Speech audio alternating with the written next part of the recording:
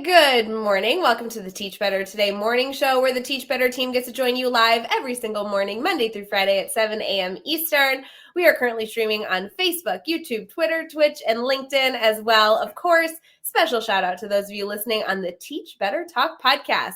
We are so excited to invite back friend Kim with her new book. It's out officially.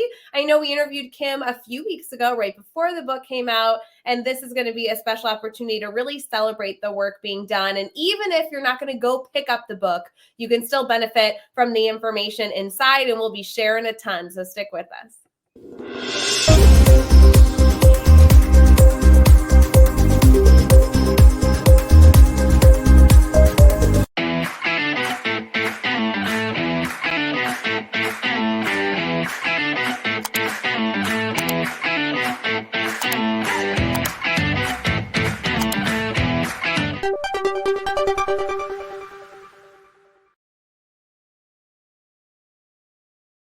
Hey everyone, good morning. It is April 18th. I cannot believe it. Kim Strobel's in the house. Kim, how you doing? Hey, I'm great, Ray. Thank you. Happy to be here. Yes, you were just on a few weeks ago. Now we have you back because we were talking about your book. It was not out yet, and now it's officially out. How does it feel?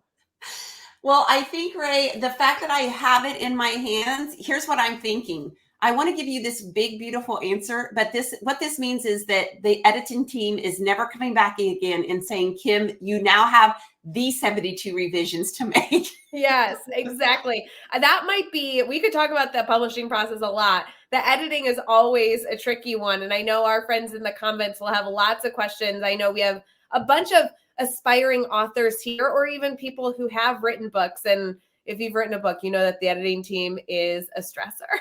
Yeah.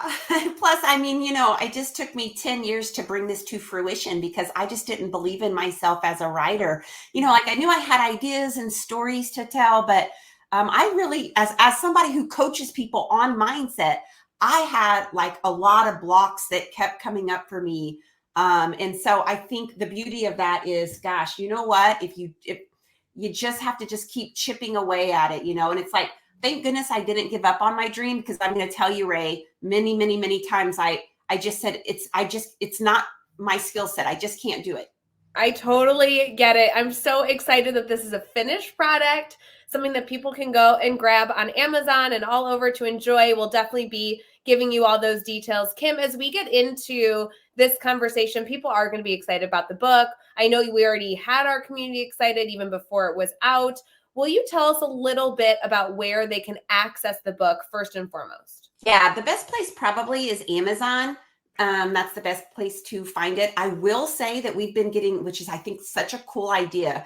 So if you order, I believe it's 10 or 15 at a time, instead of like $23.95, it's $15. And so we have schools who are doing it for Teacher Appreciation Week. They're gifting all their employees the Teach Happy book, and they're getting them for $15 a copy. So I was like, that's a fantastic idea. Because like we're going into summer, like how do we really refuel ourselves and get ourselves in that right mindset so that when we do come back, like we can have a year that feels a little more ease and peaceful to us, Yes. Oh my gosh. Drop in the comments. I think books is a great gift for anyone to be gifting teachers. It's a great start to kind of like a gift that keeps on giving. So I love that mindset. And with the discount, who doesn't love a good discount?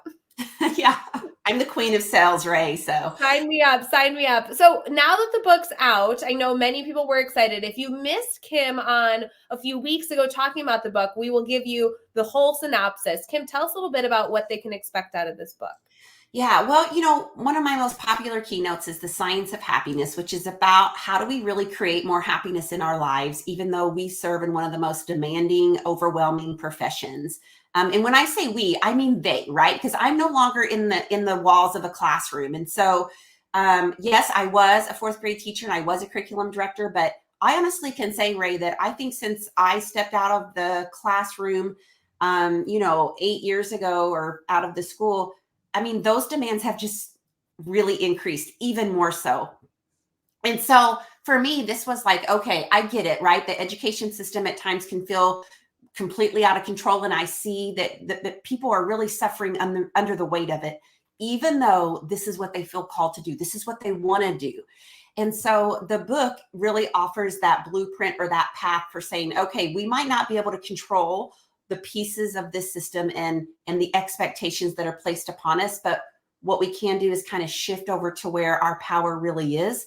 And our power really is within ourselves. And so it's up to us to make these teeny tiny, just small little tweaks, little tiny steps, little happiness habits that end up really creating this path of ease and peace and feeling much better in all parts of our lives, not just in our teaching career, but, it's that idea. I mean, I believe that we, as a teacher, I always wanted to show up and be the best I could be for my students. But too many times I entered that classroom already defeated before I walked in the door myself and not having what I needed to really be there for them. And so I've had to learn to shift the focus on fueling me first, Well, and I think that educators are constantly going through this reflection on how to do this work better. And I know that your book is going to help them really see how to get into this work more successfully in like efficient and effective ways, right? Yeah, exactly. And I mean, I always say that most of us are kind of type A perfectionistic in nature. Ray, I don't know if you identified yourself as that, but Ray's got the big old smile on her face right now. I have to say, I am more than I'm willing to admit, but I'm sure people on our team would be like, yes. Yes, that's our Ray. And I think that too many times I kind of walked out of the doors of the school with my head hung low, and I kind of beat myself up for the things that I didn't do very well. And now what I've come to understand is that I believe that perfectionism is the lowest standard that we can hold ourselves to. Mm-hmm. Because when we hold ourselves to the standard of perfectionism, which you'll know this, Ray, your whole team knows this. You guys are very well versed in trauma, but that's actually a trauma response, right? Perfectionism is a trauma response that is used to protect ourselves from feeling uncomfortableness and making sure that we stay safe. But the issue is that we get in our own way. And for me, so many times, I would walk out the door feeling completely defeated and just had to make sure that I had all my T's crossed and all my I's dotted and ready to go again the next day, even if it meant I had to sacrifice other parts of my life, which didn't feel good.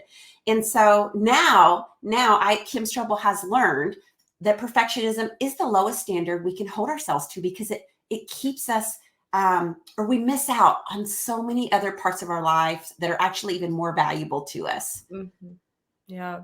It's going to be so wonderful. I'm sure that you've already had people reaching out to you who have grabbed the book and have gone through the pages and given you feedback. How has it been officially having this out and accessible for teachers? And what's the feedback been like?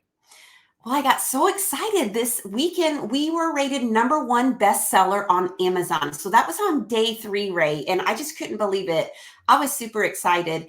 One of the people that's majorly in my corner is Dave Burgess. He's just been that guy who just stands behind everybody, and George Curls too. And so when Dave wrote on the back of my book that that he doesn't currently have a life coach, but if he was going to hire one, he'd hire Kim Strobel. I was like, oh, I love that. And you know what, Ray? I don't have all this figured out. I am a happiness coach, but I'm not a happiness guru. I'm a practitioner. I'm taking all the mountains that I continue to have to climb and all the ones I fall right back down and saying, all right, we know what to do, but are you going to do it, Kim? You know what to do. Are you going to do it? And I get myself out of the gutter a little quicker than I used to. I love it. Friends, we are going to head into our Team Talk segment. I want you all to consider picking up Kim's book.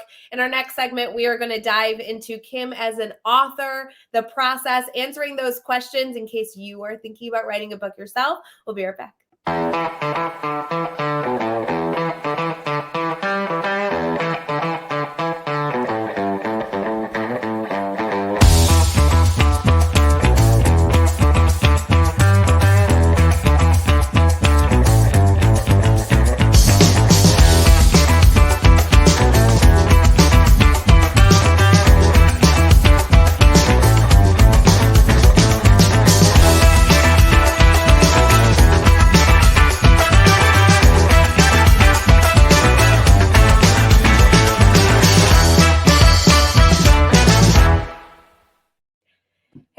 Thanks for sticking with us. We are featuring new author Kim, who has a wonderful book out. We want you to all go pick up. I loved her idea of picking it up for Teacher Appreciation Week. That's coming up here the second week of May. So that might be a perfect grab for either yourself, a teacher friend, or your staff.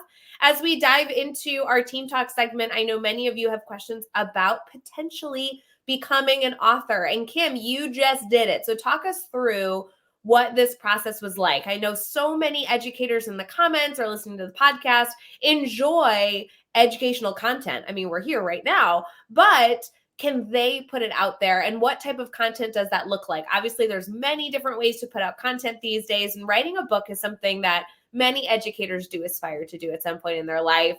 Do you mind giving us some tips and tricks along how your journey was? Yeah, and I think it can feel, really overwhelming. And like I said, I just had so much doubt. I mean, I don't consider myself a prolific writer. What I do consider myself a prolific speaker.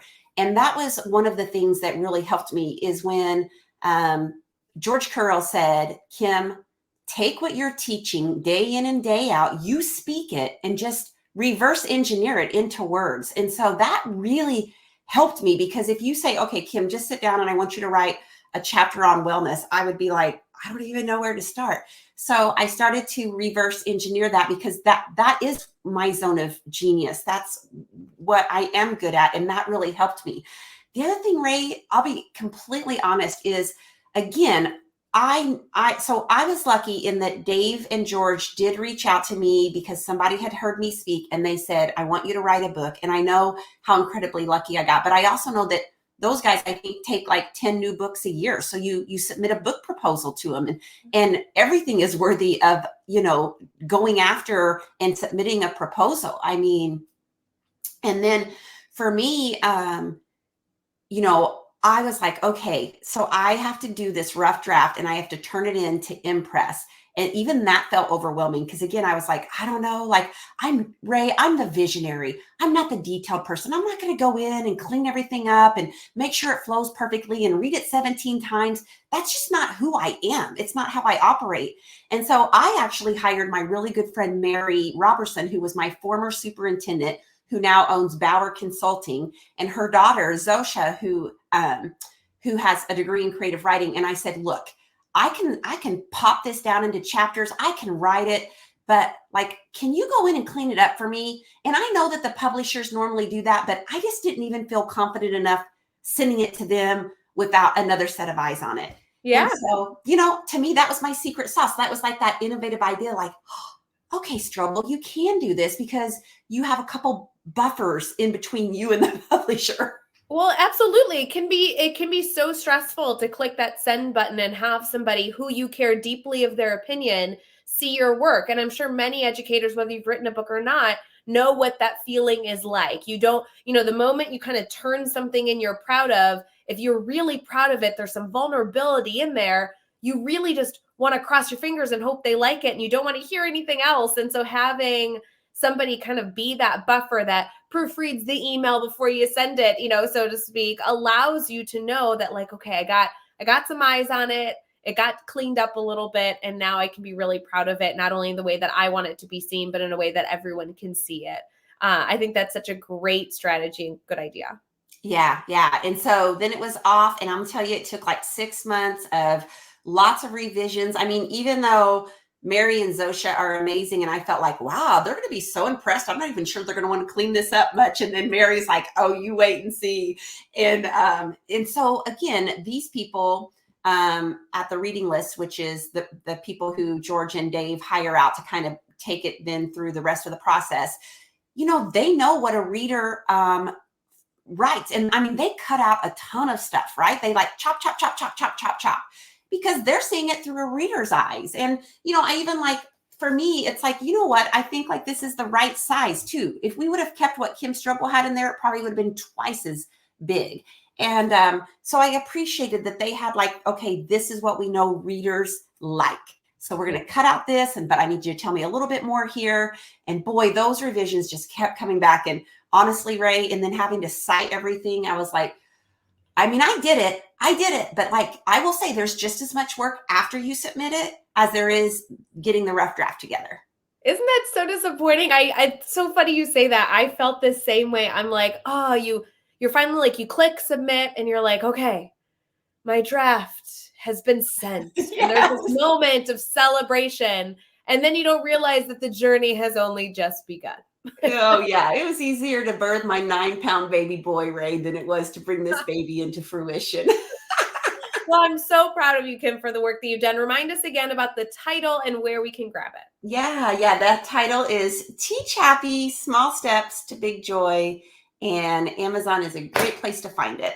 I love it. Friends, make sure you go grab that book. And of course, if you have any books that you really love, feel free to give them shout outs in the comments. We love to grab good books to put on our bookshelf. And then any ideas for Teacher Appreciation Week that we have not touched on. Everyone's always looking for good ideas. So I'm going to suggest books, Kim. I think that was a great suggestion that you had. But anyone else, if you have anything you want to throw in the comments for other people to enjoy, that's a really great way to celebrate our community here in just a few weeks. Kim, thanks so much for popping on the show again to celebrate your big accomplishment. Thank you, Ray. I really appreciate you and the Teach Better team. You guys are great. Keep going.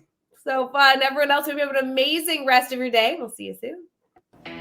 Hey, Teach Better community. Thank you so much for joining the Teach Better Today morning show every single weekday at 7 a.m. Eastern. We have so many resources for you outside of this live stream at teachbetter.com, including blogs, podcasts, and professional development that will bring our team to your school.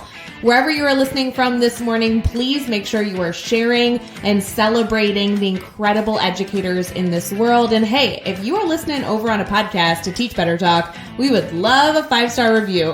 The comments are always so entertaining. We'll see you tomorrow.